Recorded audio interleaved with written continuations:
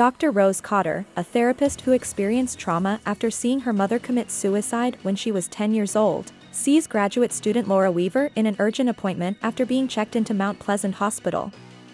Laura furiously believes she is being tormented by an evil ghost whose curse has consumed her life that no one but her can see. Laura had just witnessed her professor Gabriel Munoz smash himself with a hammer. Laura insists that the entity has the ability to manifest as other people while wearing a frightening smile, despite Rose's diagnosis that she is experiencing hallucinations.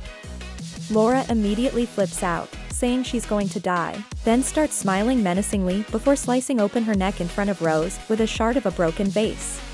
It comes out that Rose's ex-boyfriend Joel is one of the investigators who questions her about Laura's death.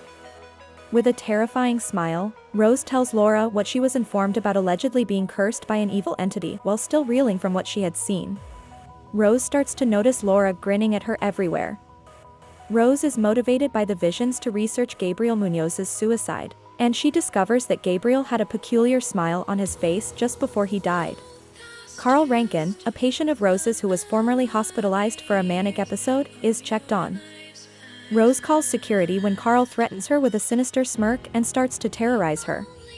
Carl is restrained by orderlies, but it turns out Rose had simply imagined Carl acting violently. Rose's supervisor Dr. Morgan Desai gives her a week off because he thinks that Rose may have experienced a mental breakdown as a result of Laura's unexpected death. Rose is at home alone when the security alarm sounds after another unsettling Laura vision. A security service operator appears to phone Rose and leave a mocking voicemail. Shortly after, Rose receives a call from the real operator. When Rose's fiancé Trevor gets home, she discovers that her cat is missing. Rose is watching the recordings from her session with Laura when she gets startled again and needs Trevor to calm her down. Rose sees Dr. Madeline Northcott, her former therapist, out of concern for her own mental health. Madeline interprets Rose's explanation that she is experiencing hallucinations as a result of her long-standing remorse over her mother's deliberate overdose. Madeline rejects Rose's request for a prescription for an antipsychotic drug.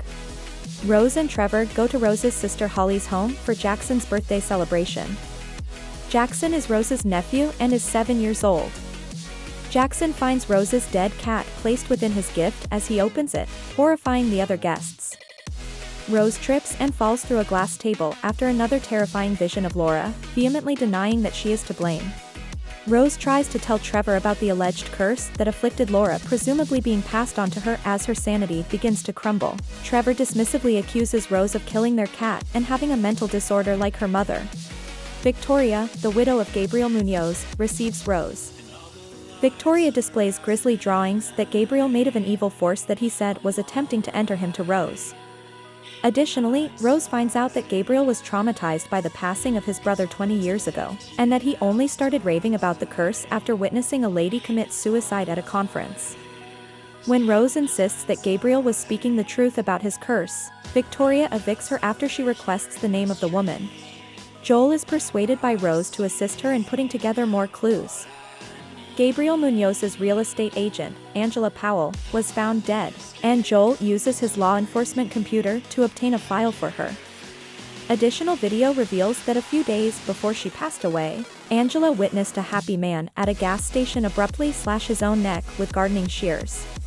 When Rose gets home, she discovers that Trevor had requested an intervention from Madeline due to Rose's troubling mental state. Rose runs out to deliver copies of Joel's files to her sister Holly, feeling deceived. When Rose tries to tell Holly about the curse, the sisters fight over how Rose is acting like their controlling mother. Joel phones Rose to let her know that more investigation has turned up a string of 20 incidents that are identical and involve witnesses to 19 suicides. Robert Talley, an accountant, was an exception who saw his business colleague commit suicide. But 4 days later, Robert murdered a stranger instead of killing himself. The trend continued for another week until the suicide of the witness to Robert's deeds. Joel visits Robert Talley's prison visitation with Rose. Rose confides in an unconvinced Joel during the journey that she believes the entity possesses victims before they commit suicide, and that she is concerned her time with the curse is running out. At the jail, Robert tells Rose in confidence that the only way to free herself from the curse is to murder another person, but there must be a witness because the creature needs trauma to survive. When Robert knows Rose is currently under the curse, he quickly becomes anxious. Madeline pays Rose a visit at her house. When the actual Madeline contacts Rose on the phone, Rose understands the apparition is posing as her. Rose is in danger from Madeline's grinning double. Rose takes a car to the hospital and carries a kitchen knife. In her dream, Rose sees herself murdering Carl in front of Dr. Desai, who then rips off his own face. Before Rose quickly speeds off, the real Dr. Desai sees her in her car with the knife and tries to get aid. Based on their conversation with Rose's worried employer at the hospital, Joel calls to inform her that there is an APB out for her. Rose cryptically reveals that she will confront the thing and that she prefers to do it by herself so that no witnesses will also bear the curse. Rose takes a car to her mother's abandoned childhood house. Rose has a vision of her mother inside, who accuses her of enabling her to die by failing to seek medical assistance when she discovered her overdose.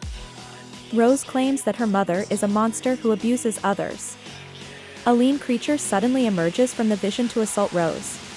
Rose uses an oil lantern to ignite the beast. Rose then makes her way outdoors as the home starts to burn. Joel receives a visit from Rose to express her regret for involving him in this predicament and for not being emotionally present while they were dating. Joel's eerie smile makes Rose believe she is still cursed. Rose runs outdoors only to see that her childhood home is still in condition. At the abandoned home, the real Joel shows up. Rose locks Joel outside to keep him safe as the thing yanks open her mouth and climbs inside of her. Joel enters the house just in time to witness Rose light herself on fire while grinning menacingly.